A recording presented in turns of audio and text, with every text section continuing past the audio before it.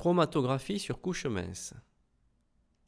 Nous allons réaliser une chromatographie sur couche mince pour vérifier que la couleur verte de certains bonbons est due à deux espèces chimiques, la tartrazine, colorant E102 jaune, et le bleu patenté, colorant E131. Pour cela, nous avons besoin d'une règle, d'un crayon à papier, d'une plaque de silice, d'une cuve à chromatographie contenant un éluant, ici un mélange d'eau salée et d'éthanol, des solutions de colorants E131 et E102 qui nous serviront de référence, et bien sûr le colorant vert à étudier. Les espèces chimiques en solution sont prélevées à l'aide de capillaires.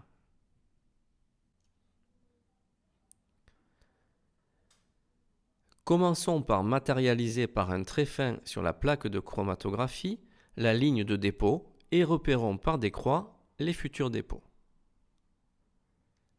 Déposons une goutte de chacune des solutions sur leur zone de dépôt respective. Plaçons ensuite la plaque dans la cuve à chromatographie et refermons le couvercle. L'éluant, la phase mobile, monte alors sur la silice la phase fixe par capillarité. Ce phénomène s'appelle l'élution. Les différentes espèces chimiques déposées migrent sur la plaque entraînées par l'éluant. À la fin de l'élution, il faut matérialiser le niveau atteint par l'éluant par un trait sur la plaque, le front de l'éluant. Séchons si nécessaire la plaque. La figure obtenue s'appelle un chromatogramme. Dans le cas d'espèces incolores, une révélation du chromatogramme est nécessaire. Elle peut se faire sous lumière UV. Dans ce cas, il faut entourer les taches ou en utilisant un révélateur chimique. Lors de l'élution, pour un éluant et une plaque donnée, chaque espèce chimique migre à une certaine hauteur sur la plaque. Il y a donc séparation des espèces chimiques d'un mélange. La migration de l'espèce est identique qu'elle soit pure ou contenue dans un mélange. Cela permet son identification dans le mélange. Nous voyons ici que le colorant vert est un mélange de deux colorants jaune et bleu et qu'il s'agit des colorants E131 et E102 car les taches sont à la même hauteur que les taches relatives aux références.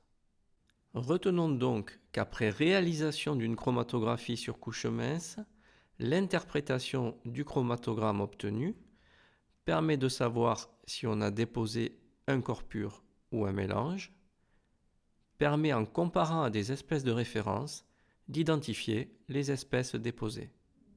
Réalisons maintenant un petit test de 3 questions. Mettez la vidéo en pause pour réfléchir lorsque le symbole suivant s'affiche. Relancez ensuite la vidéo pour obtenir la réponse. Choisir la ou les bonnes réponses. La chromatographie sur couche mince est une technique qui permet de séparer les constituants d'un mélange, permet d'identifier les constituants d'un mélange, ne peut être utilisée qu'avec des espèces chimiques colorées.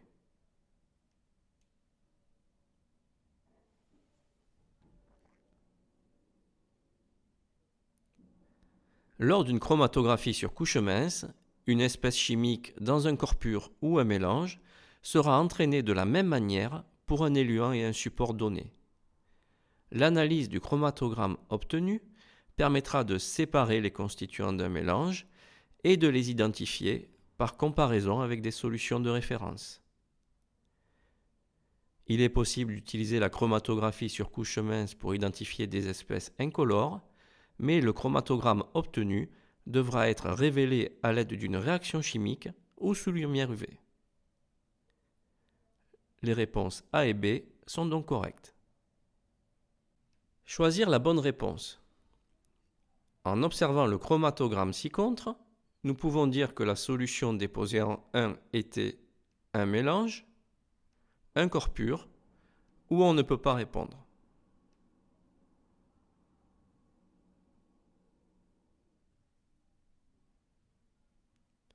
La lecture verticale du chromatogramme au-dessus de la zone de dépôt de la solution 1 montre plusieurs tâches. L'éluant a donc entraîné différemment plusieurs espèces chimiques. La solution 1 est donc un mélange. La réponse A est correcte. Choisir la bonne réponse. Sur la plaque de chromatographie ont été déposées en 2, 3, 4 et 5 des solutions de corps purs de différentes espèces chimiques. En observant le chromatogramme ci-contre, nous pouvons dire que la solution déposée en 1 est un mélange qui contient l'espèce chimique déposée en 3, ne contient pas l'espèce chimique déposée en 3, contient les espèces chimiques déposées en 3 et 5.